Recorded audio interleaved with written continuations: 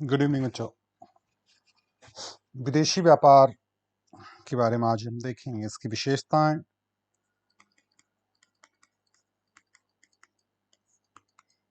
इसकी समस्याएं और पॉलिसीज की बात करेंगे, नीतियों की बात करेंगे। और सबसे बड़ी बात ये देखेंगे कि व्हाट इज फॉरेन ट्रेड, विदेशी व्यापार है क्या। कोई भी देश की अर्थव्यवस्था जो है वो विदेशी व्यापार के बिना चलना आज के समय में लगभग असंभव है।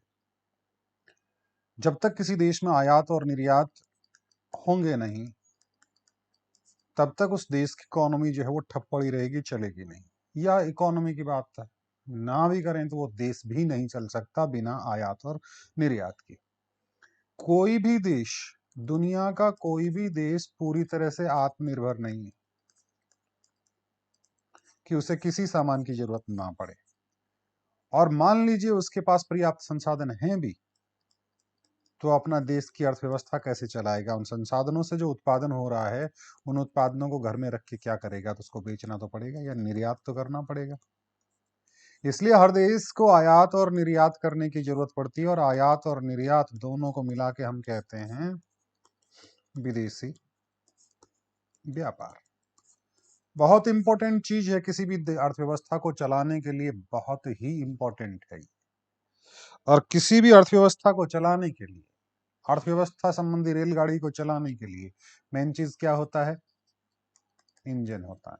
क्या होता है? इंजन होता है। तो रॉबर्टसन साहब ने कहा कि विदेशी व्यापार आर्थिक विकास का इंजन है। विदेशी व्यापार आर्थिक विकास का इंजन है। किसने कहा? रॉबर्टसन का स्टेटमेंट है, नोट कर लीजिएगा। विदेशी व्यापार आर्थिक विकास का इंजन है, ये रॉबर्टसन ने कहा, इसको नोट कर लीजिएगा। विदेशी व्यापार से होता क्या है,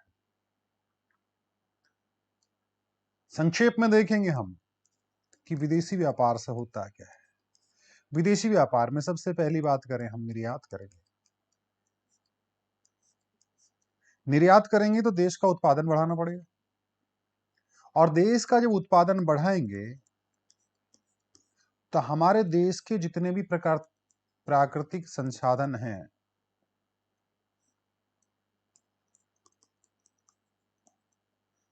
जितने भी नेचुरल रिसोर्सेस हैं, उनका पूर्ण उपयोग हम कर लेंगे। पहली बात आती है कि विदेशी व्यापार के कारण प्राकृतिक संसाधनों का पूर्ण उपयोग, और पूर्ण उपयोग के स्थान पर मैं ये कहूं कुशल उपयोग कर लेंगे, क्योंकि हमें उत्पादन बढ़ाना पड़ेगा और उत्पादन बढ़ा के विदेशों को बेचना पड़ेगा। दूसरी बात है, जितना भी उत्पादन होता है, जरूरत जितनी है उतना अपने घर में रख लेंगे, घर का मतलब देश में रख लेंगे, और फालतू जितना भी उत्पादन है उसको क्या कर देंगे बेटा? एक्सपोर्ट कर देंगे। उसको क्या कर देंगे? एक्सपोर्ट कर देंगे। कहने का मतलब अपने एक्सेस उत्पादन को, अपने अधिशेष उत्पादन को, अपने फालतू उत्पादन का क्या कर देंगे? निर्यात कर देंगे बेटा। क्या कर देंगे? निर्यात कर देंगे। सुनाई दे रही है ना मेरी बात? अब मान लीजिए हम उत्पादन कर रहे हैं, हमारे पास टेक्नोलॉजी जो है वो काफी पुरानी है, और हमें उस उत्पादन को बहुत ज्यादा बढ़ाने के लिए नई तकनीक का ज्ञान नहीं है। तो अगर हमारा सामान बिक रहा होगा ना, तो हम विदेशों से नई टेक्नोलॉजी भी मंगवा लेंगे, विदेशों से नई तकनीक प्राप्त कर लेंगे, अगर फॉरेन ट्रेड का कामकाज होगा तो। विदेशी पूंजी हम हमारे देश में ले आएंगे, मशीनें अगर जरूरत है तो वो ले आएंगे, कच्चा माल जो है, अगर विदेशी व्यापार होगा और हमारे यहाँ पे कुछ बनाने के लिए तैयार हैं हम लोग, तो कच्चा माल अगर हमारे यहाँ पे उपलब्ध नहीं होगा तो हम बाहर से ले आएंगे। ये विदेशी व्यापार से होता है। विदेशी व्यापार बढ़ने से रोजगार बढ़ेंगे, विदेशी व्यापार बढ़ने से कीमतों में स्थिरीकरण रहेगा, विदेशी व्यापार बढ़ने से औद्योगिकरण बढ़ेगा और देश का सबसे बड़ी बात, देश का जो इकोनॉमिक डेवलपमेंट है, आर्थिक विकास है, वो होगा विदेशी व्यापार से। और ये सारी विशेषताएं विदेशी व्यापार में, इसीलिए योजना आयोग ने कहा कि जोर दिया जाए किस पर? विदेशी व्यापार पर। अंग्रेजी में क्या कहते हैं? Foreign trade. अब इस फॉरेन ट्रेड की मुख्य विशेषताएं कौन कौन सी हैं, उनके बारे में हम देखेंगे। नंबर 1, आजादी के बाद हमारा विदेशी व्यापार काफी बढ़ा है और तब से लेके अब तक क्या क्या विशेषताएं रही हैं। एक तो जो सकल राष्ट्रीय आय है, सकल राष्ट्रीय आय में विदेशी व्यापार का बढ़ता हुआ भाग, सकल राष्ट्रीय आय में विदेशी व्यापार का बढ़ता हुआ भाग 1950-51 में बात करें तो कुल जो शुद्ध हमारा विदेशी व्यापार था, जब योजना स्टार्ट हुई हमारी, तब वो जो था, वो शुद्ध राष्ट्रीय आय में विदेशी व्यापार का जो भाग था वो 12% था। कितना था बेटा? 12%। 2018-19 में ये 12% बढ़ के 43% हो गया। 12% बढ़ के कितना हो गया? 43 हो गया। और 20-21 में बढ़ेगा कि घटेगा? बेटा अगर याद भी नहीं रहे ना, तो याद रखना, ये साल बड़ा खतरनाक था। और क्यों था? याद होगा ना, कई बार बता चुका हूं, ये साल बड़ा खतरनाक था। यहाँ पे हमारी अर्थव्यवस्था काफी नीचे आई थी और विदेशी व्यापार में भाग भी जो है काफी घट गया था और 36.5% हो गया था, क्योंकि इस टाइम पे कोविड आया था। तो पहली बात, सकल राष्ट्रीय आय में बढ़ता हुआ भाग लगातार बढ़ा है, 20-21 में घटा है। और 20-21 में घटने का कारण क्या था? कोविड के कारण, कोरोना के कारण। महामारी थी, किसी का जोर नहीं था। ये पहली बात। स्क्रीनशॉट ले लीजिएगा, लिख लीजिएगा, वो ठीक रहेगा। दूसरी बात, विश्व व्यापार में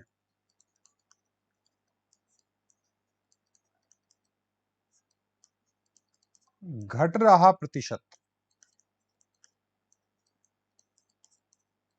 देश में अगर विदेशी व्यापार की बात करें तो पूरे विश्व व्यापार की तुलना में हमारा जो प्रतिशत है वो धीरे धीरे घट रहा है। 1950-51 की बात करें, 1950-51 की बात करें तो ये आयात और ये आपका निर्यात, 50-51 में कुल आयात में भारत का हिस्सा 1.8% था और कुल निर्यात जो है वो 2% था बेटा। 50-51 में कुल आयात 1.8% और कुल निर्यात जो है वो 2% था। 19-20 में बात करें, बीच में 15-16 का आंकड़ा जो है वो घटा है, मैं सीधा 19-20 करूं। 19-20 सॉरी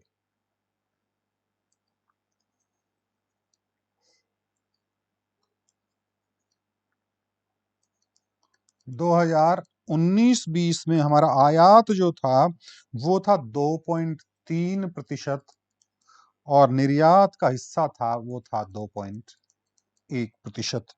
ये जो है विश्व व्यापार में जो प्रतिशत है वो इस तरह से था।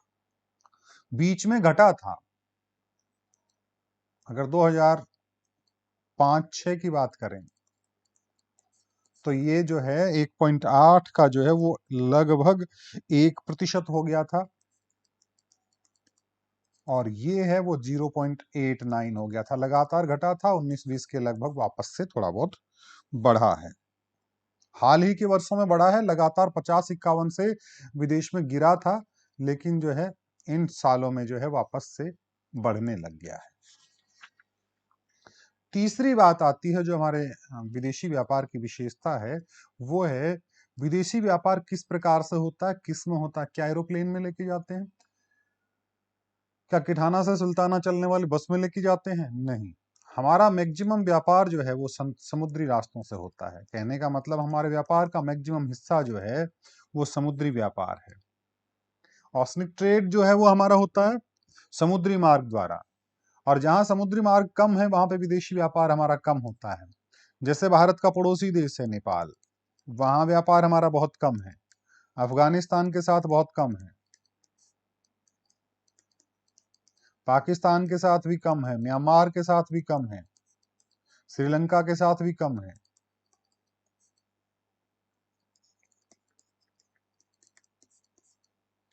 भारत का समुद्री व्यापार, मैंने कहा मैक्सिमम हिस्सा समुद्री व्यापार से होता है। कहने का मतलब लगभग 68% पूरे विदेशी व्यापार का 68% जो है वो समुद्री रास्ते से होता है।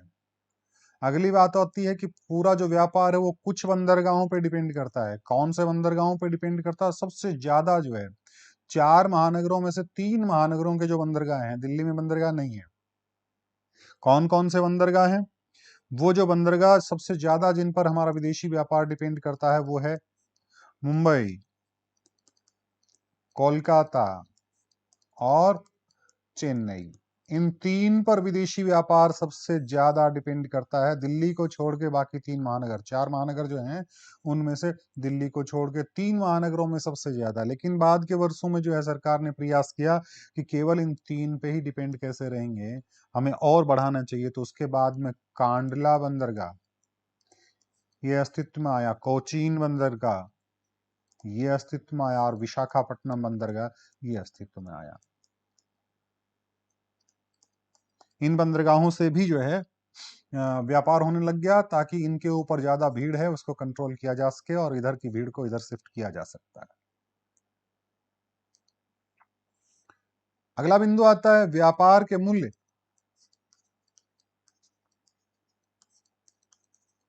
एवं परिमाण में वृद्धि।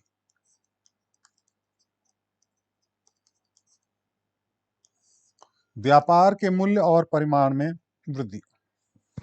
भूतकाल से तुलना करें, योजना काल का जो प्रारंभ था उससे तुलना करें, तो व्यापार का मूल्य भी बढ़ा है डॉलर्स में बात करें, और व्यापार की जो मात्रा है, उसकी जो क्वांटिटी है, उसका जो वॉल्यूम है, उसमें भी वृद्धि हुई है, कई गुना वृद्धि हुई है। एक आंकड़े इसने दे रखे हैं आजादी से काफी पहले के 1939 के। उसमें यह बताया था कि विदेशी व्यापार टोटल जो है वो 321 करोड़ था। कितना था? 321 करोड़। 48-39 में बढ़ 48-49 की बात करें तो वहां पे बढ़ के जो है हमारा विदेशी व्यापार हो गया था टोटल जो है वो 792 करोड़। और अगर 2020-21 की बात करें तो ये हो गया लगभग 29,15,958 करोड़। 29,15,958 का व्यापार जो है वो हो गया। और चलो योजना काल के प्रारंभ का और बता दूं मैं, जब योजना काल से तुलना करेंगे 1950-51 में जो है वो लगभग 1250 करोड़ का व्यापार था। और डिटेल जो है मैं आगे बताऊंगा इसकी, कि इसमें से आयात कितना और निर्यात कितना। दिमाग में रखना, अब इसके मूल्य और परिमाण में काफी वृद्धि हुई है। 321 करोड़ था 39 में, 48-49 में 792 करोड़ हो गया, उसके बाद में 50-51 में कितना हो गया? 1250 करोड़, और 20-21 में जाके ये जो है 29,15,958 करोड़ का जो है वो व्यापार का मूल्य जो है वो हो गया। इसमें से आयात कितना और निर्यात कितना, इसके बारे में हम आगे देखें। अगली जो विशेषता है निर्यातों की रचना में परिवर्तन। निर्यातों की रचना में परिवर्तन।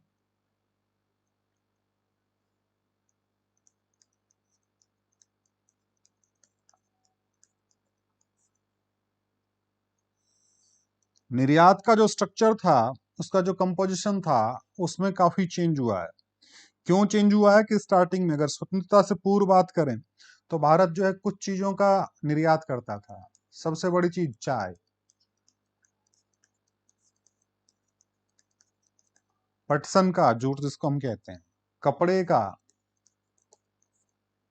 चमड़े का व्यापार करता था, चमड़े का उत्पादन करता था, चमड़े का निर्यात करता था, लोहा, काजू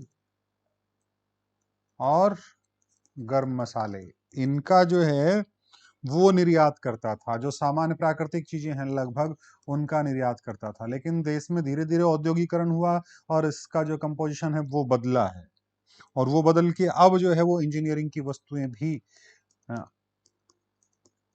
निर्यात करते हैं। अब जो है कंप्यूटर सॉफ्टवेयर भी निर्यात किए जाते हैं, कंप्यूटर सॉफ्टवेयर भी निर्यात किए जाते हैं। अब तो रेडीमेड कपड़े जो हैं वो भी निर्यात किए जाते हैं। हीरे जवाहरात, हीरे की अंगूठी याद आया, हीरे जवाहरात, इलेक्ट्रॉनिक्स का सामान, मशीनें, प्रोसेस्ड फूड, ये सारी की सारी चीजें निर्यात में अब की जाने लग गई हैं। यानी हम प्राकृतिक चीजों से विनिर्माण उद्योग की ओर काफी तेजी से कदम हमने बढ़ाए। और आयातों की रचना में भी परिवर्तन हुआ है, आयातों की रचना में परिवर्तन।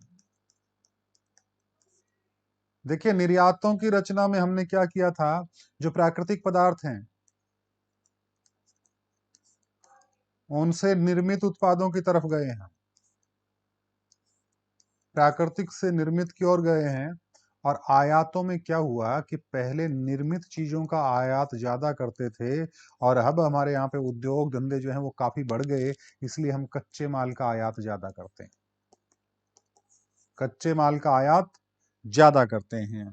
तो जैसे पहले आजादी से पहले हम दवाइयाँ, कपड़े, बिजली का सामान, मोटर गाड़ियां, लोहा, इस्पात, ये चीजें जो है हम आयात के रूप में मंगवाते थे।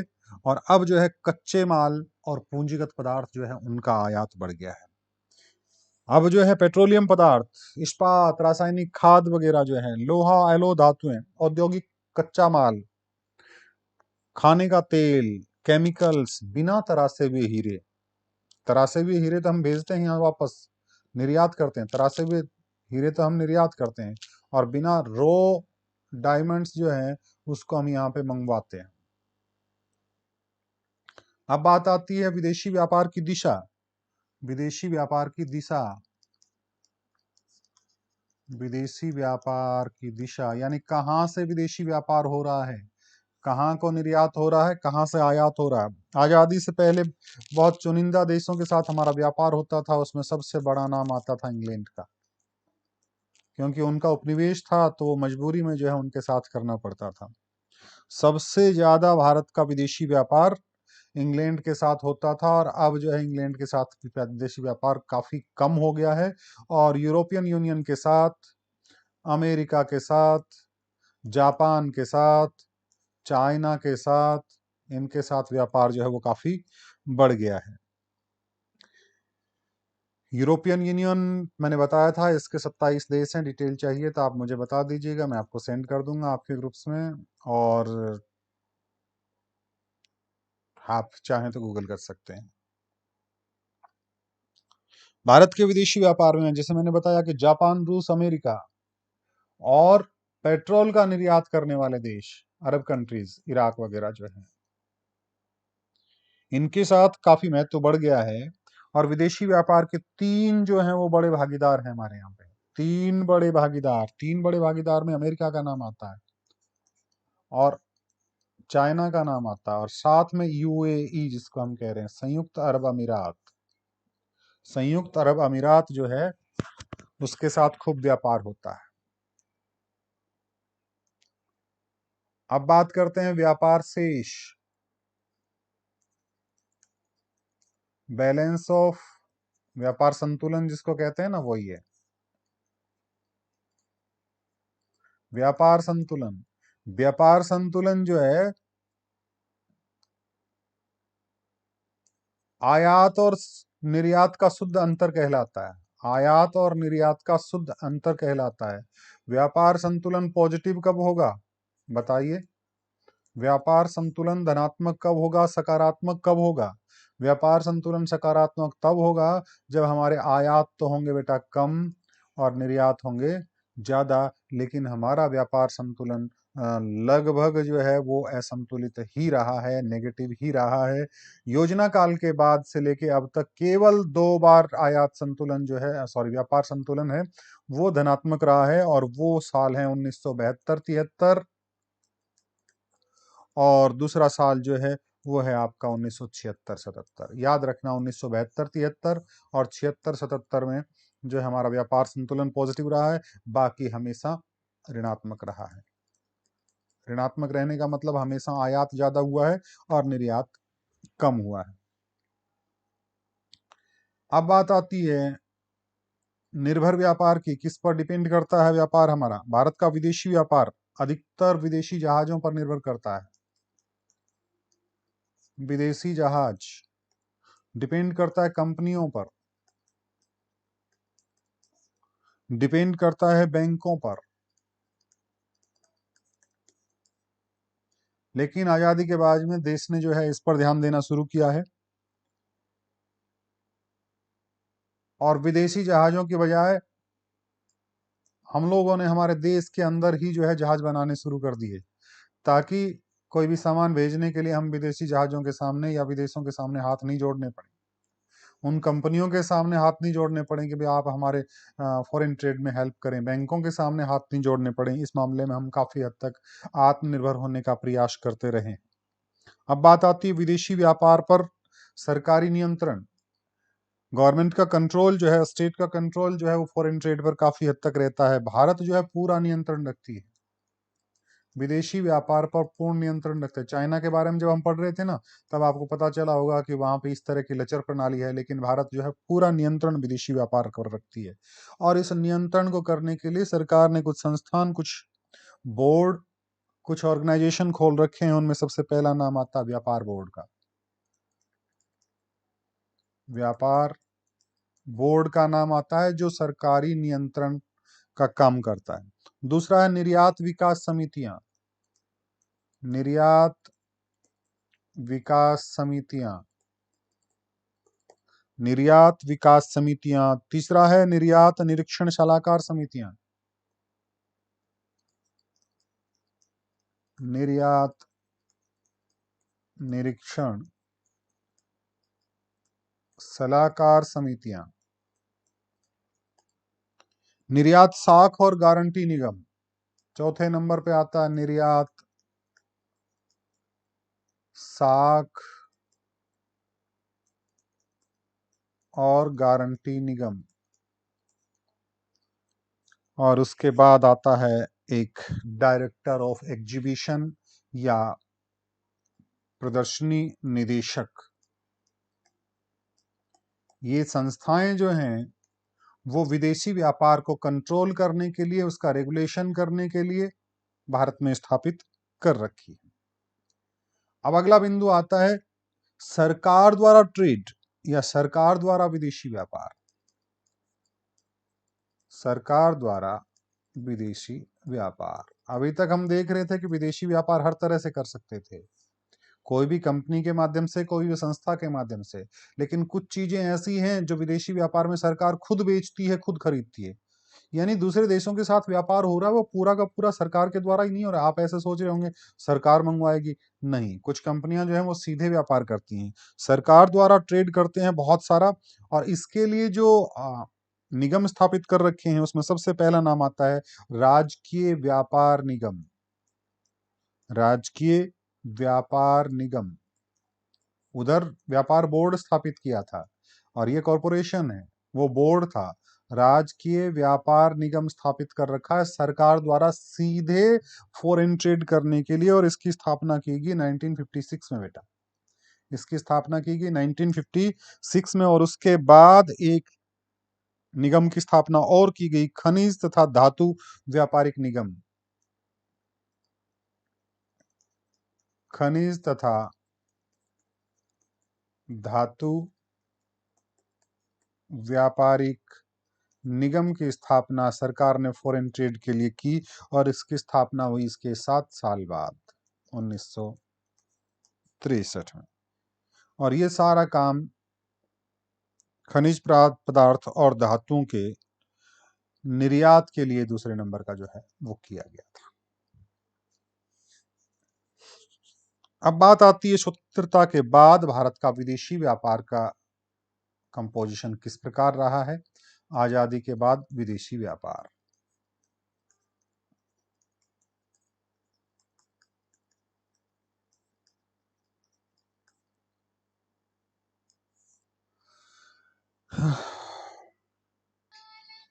आजादी के बाद भारत का जो विदेशी व्यापार है उसमें क्या हुआ ये देखेंगे। 1951 के बाद जब भारत ने पहली पंचवर्षीय योजना स्टार्ट की, कब स्टार्ट की? 1951 में। तब से लेके अब तक काफी परिवर्तन आया और इस परिवर्तन का अध्ययन हम 4 भागों में करेंगे। आजादी के बाद से लेके अब तक का जो भी विदेशी व्यापार में चेंज हुआ है उसको 4 पार्ट्स के रूप में देखेंगे बेटा। पहला पार्ट है विदेशी व्यापार का परिमाण। विदेशी व्यापार का परिमाण, वॉल्यूम, उसका आकार कह सकते हैं हम, कितना बढ़ा है। तो ये जो है मैं सीधा बोल के बताने की बजाय जो है एक टेबल की सहायता से आपको बताऊंगा।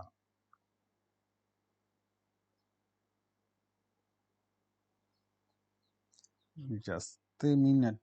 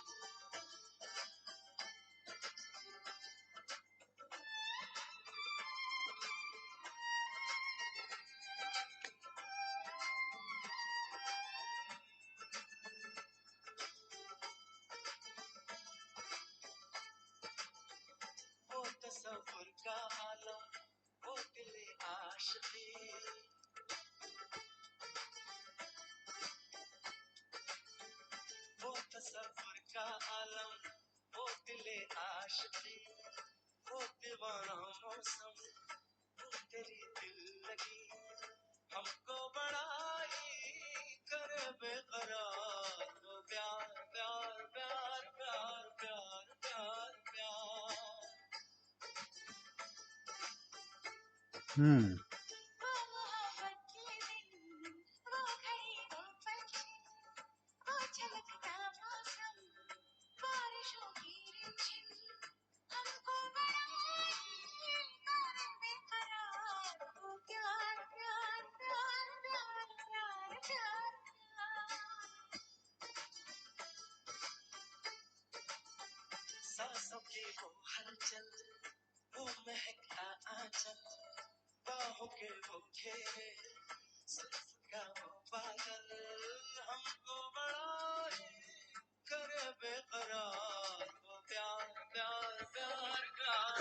चलो देखिए, हम कहें विदेशी व्यापार का परिमाण, विदेशी व्यापार का वॉल्यूम जो है इस टेबल की सहायता से हम देखेंगे कि 1950-51 में 1250 करोड़ का कुल व्यापार था। 1250 करोड़ का व्यापार था, जिसमें आयात बेटा 650 थे और निर्यात 600 करोड़ थे। आयात ज्यादा था, निर्यात कम था। कुल जो है वो 1250 करोड़ का व्यापार था। उसके बाद में धीरे धीरे धीरे धीरे लगातार बढ़ता गया, बढ़ता गया, बढ़ता गया, बढ़ता गया, और 20-21 में जो है वो आयात हो गए हमारे 29,15,958 करोड़, और निर्यात हो गए 21,59,043 करोड़, और कुल मिला के जो हमारा व्यापार हो गया वो हो गया 50,75,001 करोड़। आज भी स्थिति ये है कि आयात अधिक हैं और निर्यात ज्यादा हैं। केवल याद रखिए 2 साल ऐसे थे जब हमारा व्यापार संतुलन ये कह रहा था कि आयात कम है और निर्यात ज्यादा है, और वो थे हमारे 72-73 का आंकड़ा और 76-77 का, 1972-73 एंड 1976-77। ये 2 साल को याद रख लीजिएगा। यहाँ पे हमारा जो विदेशी व्यापार था उसके अंदर व्यापार संतुलन पॉजिटिव था, और इस सामान में लगभग 7,500 वस्तुएं जो हैं वो हैं विदेशी व्यापार में। निर्यात और आयात की जाने वाली चीजें जो हैं वो 7,500 वस्तुएं थी। ये सारे के सारे आंकड़े जो है करोड़ में है बेटा। 21,59,043 रुपए, नॉट डॉलर्स। अब आता है विदेशी व्यापार का स्वरूप। विदेशी व्यापार के स्वरूप में आजादी के बाद में काफी चेंज आया है कि पहले जो है विदेशी व्यापार जो है पहले कच्चे माल का निर्यात करता था और तैयार माल मंगवाता था, और अब जो है बहुत सारा कच्चा माल मंगवाता है और बहुत सारा तैयार माल जो है विदेशों को भेजता है। निर्यात व्यापार की रचना में जो परिवर्तन आया वो परिवर्तन बिल्कुल अभी जैसे मैंने आपको बताया और पहले भी बता चुका हूं, उसके बारे में दोबारा से जिक्र नहीं करूंगा। आयात व्यापार, वो भी मैं पहले बता चुका हूं कि आयात व्यापार में क्या चेंज आए हैं। आयात व्यापार में जो है ना 47 के बाद जो है भारत कपास, जूट, अनाज, इनके आयात काफी बढ़ गए थे। अब ये काफी कम हो गए हैं। भारत में अब जो है पेट्रोलियम पदार्थ, खाद्य, इस्पात, लोहा, एलो वस्तुएं, औद्योगिक कच्चे माल, मशीनरी है, खाने का तेल है, रसायन है, बिना तराशे हुए हीरे जो हैं, ये इससे पहले जस्ट 2-5 मिनट पहले हम जिक्र कर चुके हैं। विदेशी व्यापार की दिशा में काफी परिवर्तन आया है। विदेशी व्यापार की दिशा में परिवर्तन को जो है हम इस तरह से देखेंगे। ये विदेशी व्यापार की दिशा है। हमारे 20-21 के आंकड़े हमारे पास हैं, आप देख रहे होंगे। यूके के साथ जो है एक्सपोर्ट जो है वो 2.8% एक्सपोर्ट जो है वो यूके के साथ होता है, जो काफी कम हो गया है। पहले बहुत ज्यादा था, और 2020-21 में यूनाइटेड किंगडम के साथ 2.8% और आयात जो है 1.3%। सबसे ज्यादा किसके साथ हो रहा है? यूएसए के साथ 17.7%। 17 इंडिविजुअल देश की बात करें तो यूएसए के साथ, लेकिन डेवलपिंग कंट्रीज की बात करें जिसमें यूरोपियन यूनियन वगैरह सारे आ गए तो वो 46% के लगभग निर्यात है और 48% आयात है। ये डेवलपिंग कंट्रीज जितने भी विकासशील देश हैं वहां से जो है हम आयात और निर्यात कर रहे हैं, वो कई देशों का मिला के है ये, जिसके अंदर यूरोपियन यूनियन भी शामिल है। ईयू लिखा करते हैं हम, बार बार बताया करते हैं, वो है। बाकी जापान के साथ थोड़ा बहुत हो रहा है, रशिया के साथ थोड़ा बहुत हो रहा है, यूएई के साथ अच्छा हो रहा है 5.7 और 6.8%, चाइना के साथ 7.3% निर्यात हो रहा है, और उससे बहुत सारा सामान हम मंगवा रहे हैं 16.5%। 16.5%। यानी अगर निर्यात की बात करें तो सबसे ज्यादा हम यूएसए को भेज रहे हैं, और आयात की बात करें तो सबसे ज्यादा हम चाइना से मंगवा रहे हैं, अगर इंडिविजुअल किसी कंट्री की बात करें तो। और अगर इंडिविजुअल कंट्री की बात नहीं करें तो डेवलपिंग कंट्रीज से जो है वो सबसे ज्यादा आयात और निर्यात होता है। तो ये निर्यात व्यापार की दिशा में परिवर्तन आया, और आयात व्यापार की दिशा में भी इसी तरह से परिवर्तन आया है, आप इस सारणी के द्वारा देख सकते हैं। और व्यापार शेष के बारे में बता दिया कि व्यापार शेष जो है वो हमेशा ही घाटे में रहा है। केवल 2 साल ऐसे हैं जब जो है आपका व्यापार शेष घाटे में नहीं रहा है, और उसको हम एक टेबल के जरिए देखेंगे। देखिएगा, ये आपके सामने टेबल आई है। व्यापार संतुलन -50 करोड़ था 50-51 में, और 2020-21 में -7,56,914 करोड़, -7,56,914 करोड़ का व्यापार घाटा कह सकते हैं इसको। यहाँ पे -50 करोड़ था, लगातार माइनस माइनस माइनस ही होता गया। केवल 2 साल ऐसे थे बीच में, केवल बीच के 2 साल ऐसे थे जब जो है हमारा व्यापार जो है वो धनात्मक रहा है। कौन से साल हैं वो आपको मैं बता चुका हूं। ठीक है, अब भारत के आयात और निर्यातों की बात करें। हम पहले बता चुके हैं कि 7,500 के लगभग वस्तुओं का आयात और निर्यात हमारे यहाँ पे हो रहा है, और उसको हम देखेंगे एक सारणी की सहायता से, कौन कौन सी वस्तुओं का जो है आयात और निर्यात हो रहा है। देखिएगा, इसमें 50-51 के आंकड़े हमारे पास उपलब्ध नहीं हो पाए। मशीनरी, ये मुख्य आयात है बेटा, ये हमारे मुख्य आयात हैं। कौन कौन सी वस्तुएं हम विदेशों से मंगवा रहे हैं? मशीनरी मंगवा रहे हैं 1960-61 में 203 करोड़ का, और 20-21 में 2,35,130 करोड़ का, यानी 8.1% जो है वो हम मशीनरी मंगवा रहे हैं। 8.1% हिस्सा जो है हमारे कुल आयात का वो मशीनरी का है। लोहा और इस्पात जो है 89,189 करोड़, 3.06%। और ये चीजें ऐसी हैं जिनमें लोहा शामिल, धातु तो हैं लेकिन बिना लोहे के। फिर कुछ पेट्रोलियम है, कुछ तेल हैं, लुब्रिकेंट्स वगैरह हैं, ग्रीस वगैरह जिनको हम कहते हैं, स्नेहक कहते हैं हिंदी में इनको। वो जो है वो लगभग 21% है। कितना है?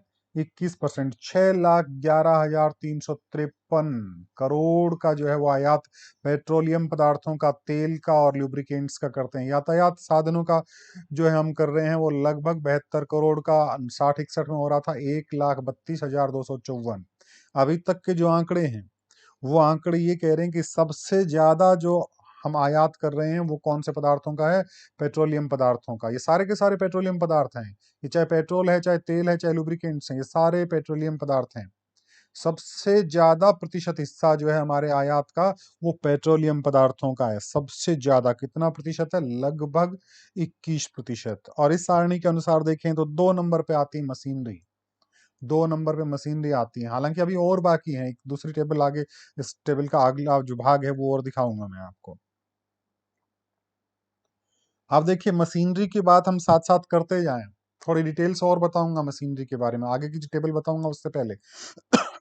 मशीनरी जो है सबसे ज्यादा ये कह सकते हैं कि बहुत जरूरत की चीज है, और औद्योगिकरण में सबसे ज्यादा आवश्यकता इसकी होती है। और ये मंगवाते हैं हम अमेरिका से, जर्मनी से, इंग्लैंड से, जापान से, रूस से और पूर्वी यूरोप से। यानी कहाँ कहाँ से मंगवाते हैं? अमेरिका से। जापान काफी डेवलपिंग कंट्री है, वहां से मंगवाएंगे। चाइना का आप जानते हैं, रूस से मंगवाते हैं, पूर्वी यूरोप से मंगवाते हैं। और कितना था वो मैं आपको बता चुका हूं, 2,35,130 करोड़ का।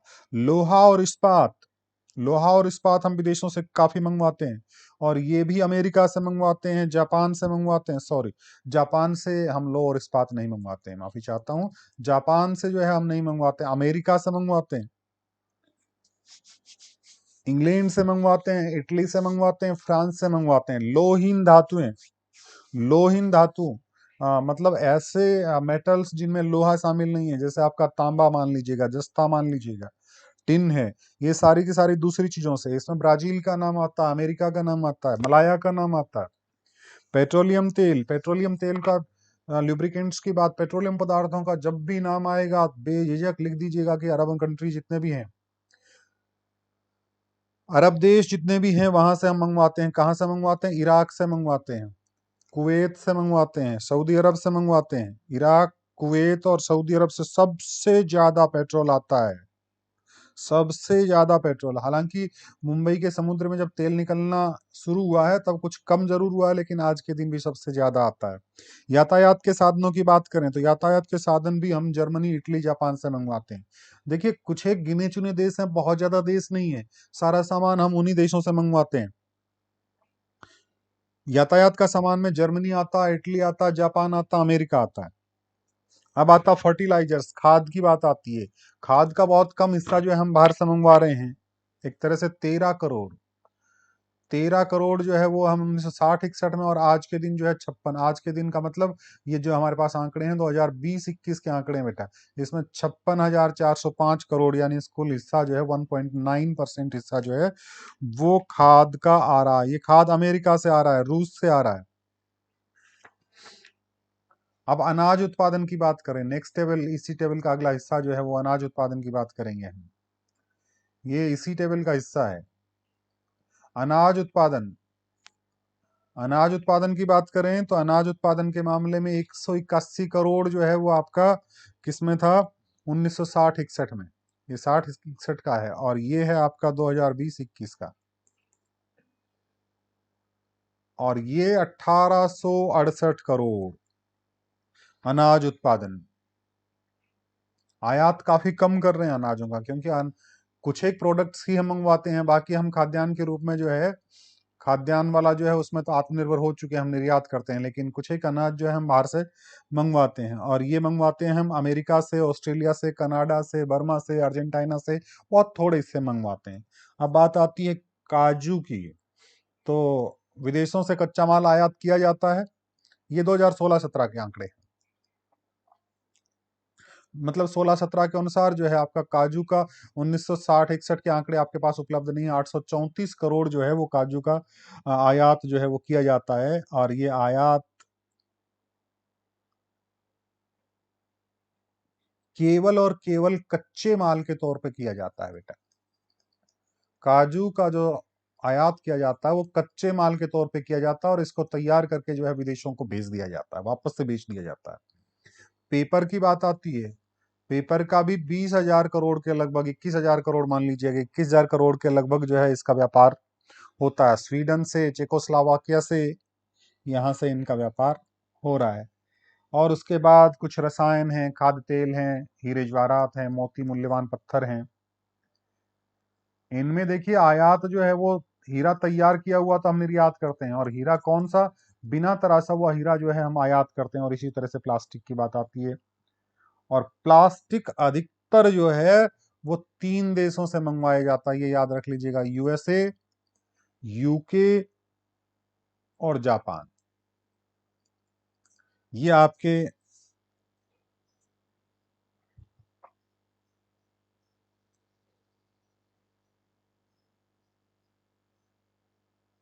आयात का चैप्टर क्लोज हुआ।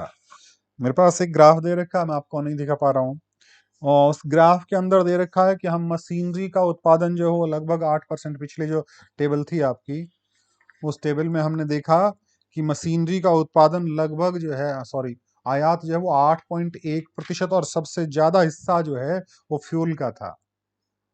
फ्यूल मतलब पेट्रोलियम पदार्थ, लुब्रिकेंट्स वगैरह जो है वो कितना था, लगभग 21%, यानी सबसे ज्यादा। बात करें एकल सामान की बात करें तो लुब्रिकेंट्स का था। अब बात करते हैं हम मुख्य निर्यात जो है वो कौन कौन से होते हैं, और निर्यात के लिए मैं टेबल की बात करूंगा, सीधे टेबल पे आता हूँ। ये हमारे मुख्य निर्यात जो है वो 13 सामग्रियां जो है वो इसमें, मोटी मोटी सामग्री जो है वो आ रही है, 13 सामान जो है वो इसमें आ रहे हैं।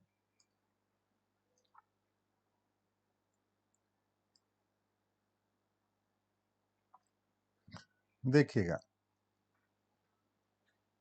आपका ये जो 13 सामान है, इस 13 सामान में अगर आप निर्यात के तौर पर देखेंगे तो चावल का निर्यात बहुतायत से होता है, पटसन का सामान, जूट जो है वो, उसका सामान आपका निर्यात होता है, चाय बहुत ज्यादा मात्रा में भेजी जाती है। आपको लगता होगा ये आंकड़ा कम है, हालांकि कुल निर्यात का काफी कम हिस्सा है, लेकिन बहुत मात्रा में चाय की खपत कम होती है, इसलिए आपको ये कम नजर आ रहा है, लेकिन बहुत बड़ी मात्रा में चाय भेजी जाती है। सिले सिलाए कपड़े, जिनको रेडीमेड गारमेंट्स कहते हैं, वो हम भेजते हैं, कच्ची धातुएं भेजते हैं, मसाले भेजते हैं, चमड़े का सामान भेजते हैं, चावल जो है बहुतायत में भेजते हैं, तंबाकू, कॉफी। अगर जूट के सामान की बात करें तो जूट के सामान का अमेरिका के साथ, अर्जेंटीना के साथ, ऑस्ट्रेलिया के साथ, जर्मनी, ब्रिटेन, इनके साथ जो है व्यापार किया जाता है। और चाय का सबसे अधिक निर्यात भारत से किया जाता है। मैं आपको ये बताऊं, मैंने कहा ना अभी अभी कि चाय का निर्यात अगर दूसरे देशों से तुलना करें तो सबसे ज्यादा निर्यात करने वाला अगर कोई देश है, हमारे कुल निर्यात की तुलना में बहुत कम है, लेकिन अगर विदेशों से तुलना करें और कोई आपसे ये पूछे कि चाय का सबसे बड़ा निर्यातक देश कौन सा है, तो वो भारत है। भारत से सबसे ज्यादा एक्सपोर्ट की जाती है चाय, विदेशों में भेजी जाती है। और इस चाय के प्रमुख जो ग्राहक हैं, खरीदार हैं, वो रूस है, ब्रिटेन है, अमेरिका है, अरब है, ईरान, संयुक्त अरब अमीरात की बात कर रहा हूं मैं, ईरान की बात करें, इराक की बात करें और कजाकिस्तान की बात करें, ये सारे के सारे देश जो है वो चाय के शौकीन हैं। और आजकल रूस भी, रूस में तो भेजी जा रही थी, जर्मनी वाला, हिटलर वाला जर्मनी, जिस किसी जमाने में हिटलर रहा करता था, वो भी आजकल जो है वो चाय मंगवाने लग गए हैं। और सिले सिलाए कपड़े, सिले सिलाए कपड़ों के मामले में हम काफी बढ़े हैं आगे, रेडीमेड गारमेंट्स के मामले में काफी आगे गए हैं, हम निर्यात करने लग गए हैं। बहुत सारी कंपनियां जो है वो यहाँ पे काम कर रही हैं रेडीमेड गारमेंट्स के मामले में। देखिएगा 90,639 करोड़ का जो है इसमें आपको व्यापार किया जा रहा है। कच्ची धातुएं कहें या मेटलिक एस्क कहें,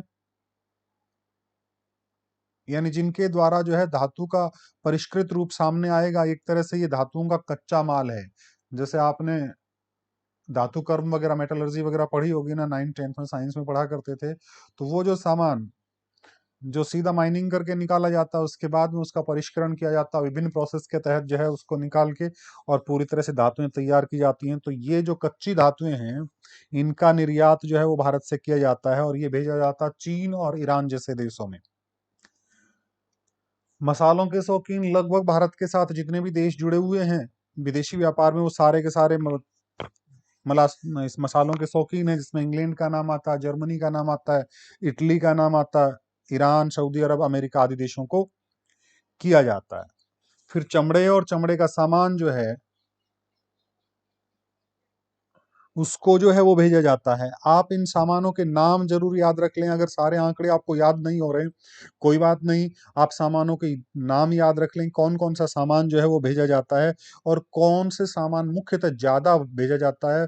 भारत का जो हिस्सा है उसमें पूरे विदेशी व्यापार में सबसे ज्यादा हिस्सा किसका है, चाहे आयात की बात करें चाहे निर्यात की बात करें, वो थोड़ा सा आप दिमाग में रख लें।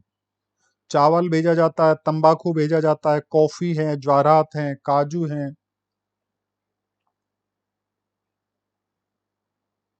रासायनिक और उससे रिलेटेड जितने भी प्रोडक्ट्स हैं वो हैं, और हस्तकला का सामान जो है वो भेजा जाता है। और अगर हम देखेंगे तो एग्रीकल्चर प्रोडक्ट्स जो हैं वो सबसे ज्यादा भेजे जाते हैं, 14.3% के लगभग। ये इनको हम जो है अलग अलग अगर करें हम, तो ये तंबाकू, चावल, कॉफी वगैरह जितने भी एग्रीकल्चर कृषि उत्पाद हैं वो सबसे ज्यादा भेजे जाते हैं। सारों को मिला दें तो हम ये कह सकते हैं कि कृषि उत्पाद सबसे ज्यादा भेजे जाते हैं, 14.3% के लगभग एग्रीकल्चरल। और इसके अलाइड, इसके एग्रीकल्चर के जो दूसरे अलाइड प्रोडक्ट्स हैं वो 14.3% है। मिनरल फ्यूल्स वगैरह जो हैं वो भी भेजे जाते हैं। जेम्स और ज्वेलरी जो है वो भी काफी मात्रा में, ज्वारात वगैरह जो है वो भी देखिएगा बहुत बड़ी संख्या में। अगर खेती वालों को हटा दें, हम अलग अलग कर दें, खेती वालों को एक साथ नहीं करें और एकल रूप से बात करें, तो ये बड़ा निर्यात है 8.9% का। तो ये आपके व्यापार में आयात और निर्यात की बात आते हैं। अब भारत के अ, भुगतान शेष की प्रवृत्तियां, निर्यात में वृद्धि, थोड़ा सा बचा है, इसको जो है हम नेक्स्ट एक पीरियड में बताते हैं। उसके बाद छोटा सा रहेगा, वो उसका जिक्र बाद में कर लेंगे। बाय।